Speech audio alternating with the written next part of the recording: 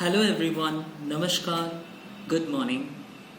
I'm Mrinmoy on behalf of Sri Aurobindo Society. Welcome you all in this great innovative Pathshala or innovative idea sharing platform that is ZIIEI, that is Zero Investment Innovation for Education Initiatives. Today I'm again here with a new idea that I'm going to share with you for the subject English especially.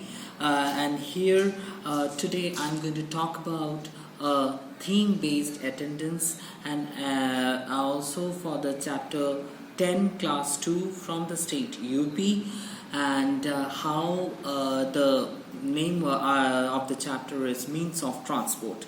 Okay, so now it has been observed that the time of the attendance has been curtailed simply by calling names of the students. So then accordingly the teacher will add A as absent or P as present. So it is a monotonous or a conventional way of calculating the total number of attendance of the students. So now why this idea is innovative? The idea of theme-based attendance is innovative in the sense that here teacher will utilize that 30 to 20 minutes of the class timing, because we all know that when a teacher of a particular class, in whichever class it is, start taking attendance, the class teacher, she calculates the time of the attendance within the whole class timing. Okay, so the attendance timing is not given separately. It has been counted within the class timing. So this innovative idea has been generated so that the teacher can get more, can utilize the time, and also students can learn any of the idea or any of the concepts in a very fruitful way. Now we'll see that how teacher will implement this idea in the classroom. So innovation is to use attendance as a medium of learning in the classroom scenario. That is, students need to reply a word from the chapter instead of saying present. So normally we say that present sir or present ma'am. So here student will reply with the word instead of telling present, right? So here the means of transport is a chapter or a concept. So the theme of the attendance is the names of the transport.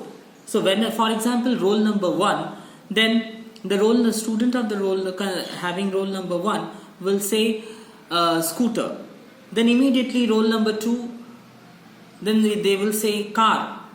So like that, they will have an idea about the means of transport, that is how many types of transportation process are there, okay, what are the vehicles through which transportation process takes place, etc.